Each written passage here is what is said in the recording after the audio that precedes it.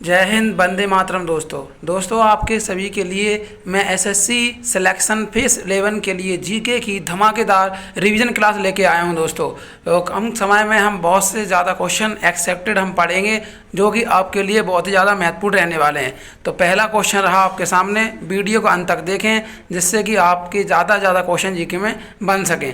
कांगड़ा और कुल्लू घाटी भारत के किस राज्य में स्थित है? तो यहाँ पर आपसे पूछ रहा है कांगड़ा और कुल्लू घाटी भारत के हिमाचल प्रदेश राज्य में स्थित है। तो ऑप्शन आपका बी हिमाचल प्रदेश बिल्कुल सही उत्तर हो जाएगा। भारत की जनगणना 2011 के अनुसार भारत के कुछ राज्यों के लिंगानुपात यहाँ दिए गए हैं, इनका आपको सही से मिलान करना है। तो हम इनका सही से मिलान कर देते हैं जल्दी से।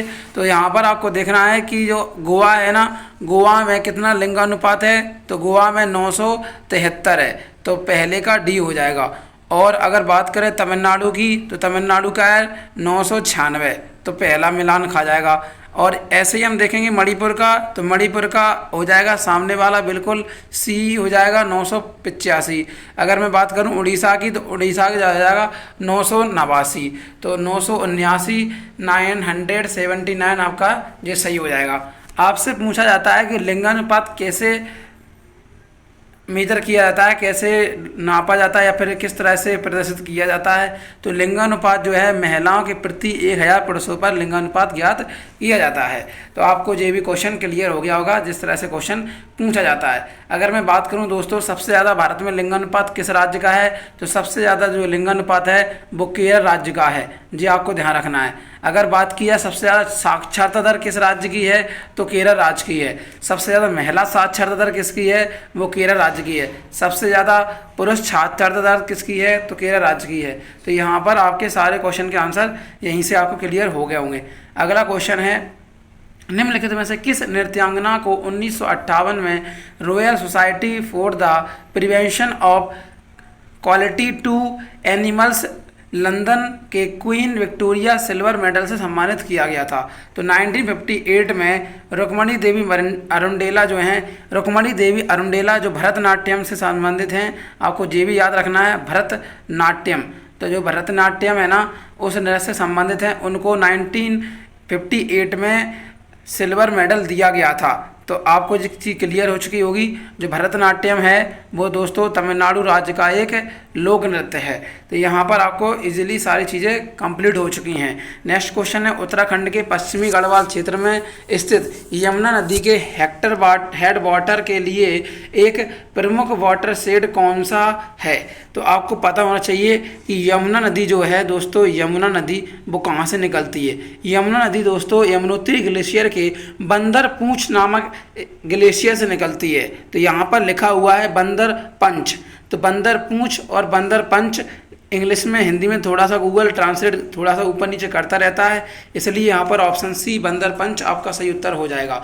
और जैसे ही आगे की ओर बढ़ती है तो आपको ध्यान देना है कि गंगा नदी के पूर्व में चलती हुई वो इलाहाबाद मतलब प्रयागराज में जाके मिल जाती है, ये भी आपको ध्यान रखना है। ठीक है दोस्तों, तो अगले क्वेश्चन की ओर चलते हैं। 26 जनवरी 1950 को पहली बार गणतंत्र दिवस परेड देश पर की गई थी। तो दोस्तों आपको ध्यान रखना है इरविन एम्फी थिएटर पर की गई थी। तो ऑप्शन बी आपका बिल्कुल सही उत्तर हो जाएगा। 26 जनवरी 1950 को पहली बार गणतंत्र दिवस परेड इरविन एम्फी थिएटर पर की गई थी। अगला, निम्नलिखित में से कौन मुंबई में विश्व धरोहर स्थल छत्रपति शिवाजी टर्मिनल के वास्तुकार हैं? तो दोस्तों F.W. स्टीवंस। तो ऑप्शन आपका सी F.W. स्टीवंस सही उत्तर हो जाएगा। निम्नलिखित में से कौन सी भारत के संविधान की एक विशेषता नहीं है? तो भारत की संविधान की एक मतलब एक चीज़ को लेके तो एक विशेषता कौन सी नहीं है? तो वो है द्विसदनीय विधायिका। तो द्विसदनीय विधायिका जो है भारत के संविधान की विशेषता नहीं है। अगर बात की जाए राष्ट्रपति द्वारा राज्यपाल की नियुक्ति, तो यहाँ पर एकल हो गई, बिल्कुल सही है। एकल नागरिकता, ये भी बिल्कुल यहाँ पर। एकीकृत न्याय व्यवस्था, ये भी एकल हो जाएगी। तो यहाँ पर इजीली आपको ये क्लियर हो रहा होगा और लॉजिकल भी था। दुई लिखा है यहाँ पर, एक एक पूछ रहा था, ठीक है। तो ऑप्शन आप आराम से लगा सकते थे, ऑप्शन डी चौथा वाला। अगला, उस प्रोटीन का क्या नाम है जो उन लंबी श्रृंखलाओं या तंतुओं में बहुलित होता है जो ऐसी सूक्ष्म नलिकाएं और खोखले फाइबर बनाते हैं जो जीवित कोशिकाओं के लिए कंकाल तंत्र के रूप में कार्य करते हैं। तो यहाँ पर हो जाएगा ट्यूबुलिन, आपका बिल्कुल सही उत्तर। ट्यूबुलिन नामक एक प्रोटीन है जो लंबी श्रृंखलाओं या तंतु के बहुलित होता है, ऐसी सूक्ष्म नलिकाएं और खोखले फाइबर बनाता है जो जीवित कोशिकाओं के लिए कंकाल तंत्र के रूप में कार्य करते हैं। अकबर ने किस वर्ष कश्मीर के मुगल साम्राज्य की या फिर मुगल साम्राज्य में मिला लिया था? तो कश्मीर को मुगल साम्राज्य में जब मिलाया था तो उस समय की जो तिथि थी 1586 थी। 1586 आपका सही उत्तर हो जाएगा। अगर आपसे यहाँ पर क्वेश्चन पूछ ले कि अकबर की मृत्यु कब हुई थी, तो आपका सही उत्तर लगाना चाहिए 1605 में अकबर की मृत्यु हो गई थी। अकबर के बाद कौन उत्तराधिकारी बना था? तो अकबर के बाद जो उत्तराधिकारी बना था वो बना था जहांगीर। दोस्तों कौन बना था? जहांगीर। एक क्वेश्चन पूछा गया है कि जहांगीर के दरबार में आने वाला पहला ब्रिटिश यात्री कौन था? तो आपको ध्यान रखना है, जहांगीर के दरबार में आने वाला पहला ब्रिटिश यात्री जो था वो था विलियम हॉकिंस। तो ठीक है दोस्तों, तो आपको मैंने एक एक्स्ट्रा फैक्ट और बता दिया है। अगला क्वेश्चन है, स्वास्थ्य या फिर स्वस्थ त्वचा और दांतों के लिए कौन सा अमीनो एसिड आवश्यक है? क्योंकि दांतों के एनेमेल कोलेजन और इलास्टिन का एक घटक होता है। तो दोस्तों थ्रीओनिन आपका सही उत्तर हो जाएगा, ऑप्शन तीसरा थ्रीओनिन। हमको ऐसा एमिनो एसिड की आवश्यकता पड़ती है जो दांतों के एनामेल, कोलेजन और इलास्टिन का एक घटक होता है। आगे की ओर चलेंगे। मुख्य चुनाव आयुक्त के रूप में बंगाल चुनाव 2021 के दौरान मुख्यमंत्री ममता बनर्जी पर किसने गैंग ऑर्डर पास किए थे?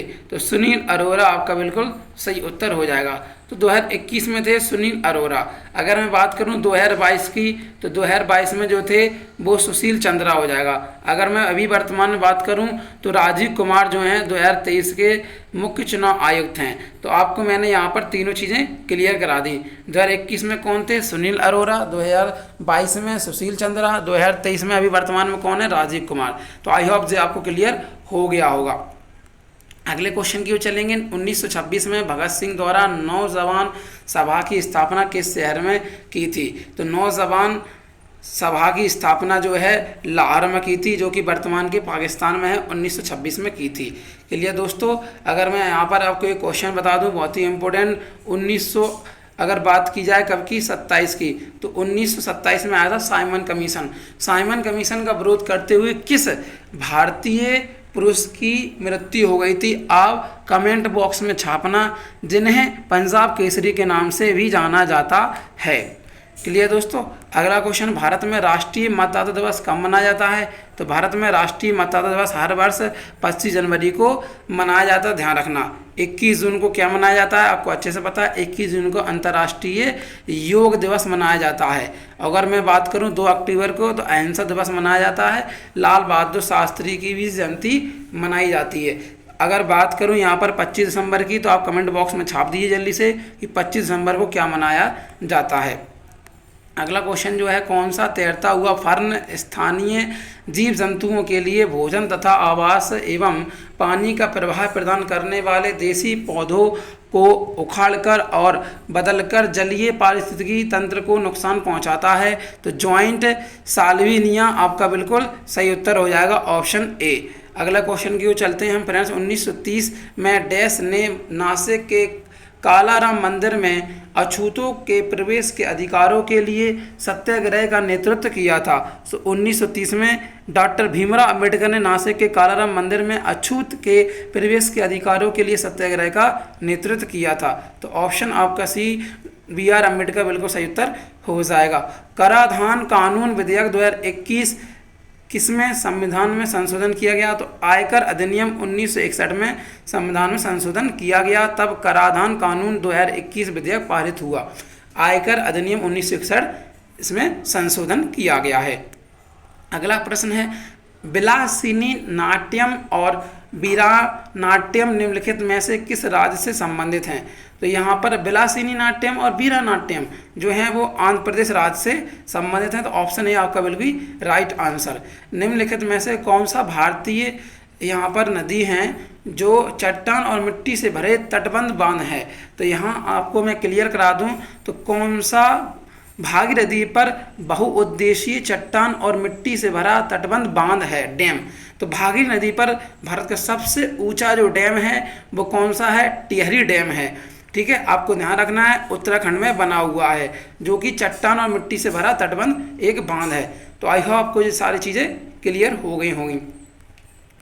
नेक्स्ट क्वेश्चन, आर्य महिला समाज की स्थापना किसने की थी? तो आर्य महिला समाज की स्थापना पंडिता रमाबाई ने की थी। तो option will be B right answer.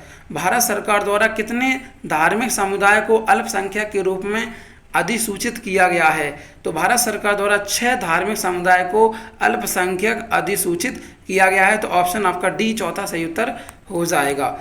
1951 की जनगणना के अनुसार भारत की साक्षरता दर क्या थी? तो 1951 में भारत की जो लिटरेसी रेट थी 18.33% थी।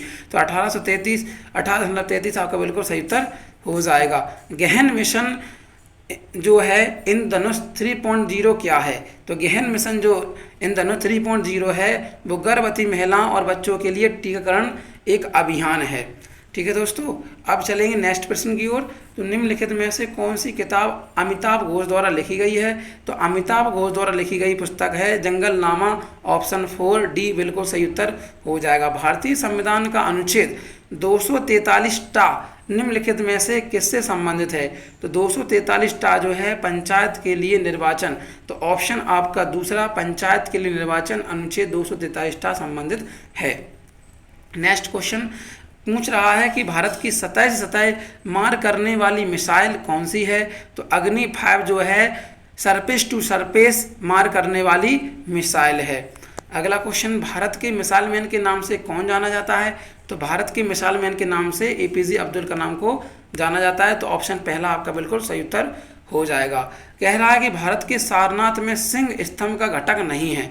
तो दोस्तों 4 सिंहों की आकृति है, जे घटक है। नीचे घंटी के आकार का कमल बना हुआ है, बिल्कुल सही उत्तर है। धर्म चक्र बना हुआ है, बिल्कुल सही है। लेकिन यहाँ पर ऑप्शन जो तीसरा है ना, दक्षिण दिशा को दर्शाती हुई नक्काशीदार गाय है, ये नहीं है। तो यहाँ पर आपका सही उत्तर ऑप्शन तीसरा हो जाएगा।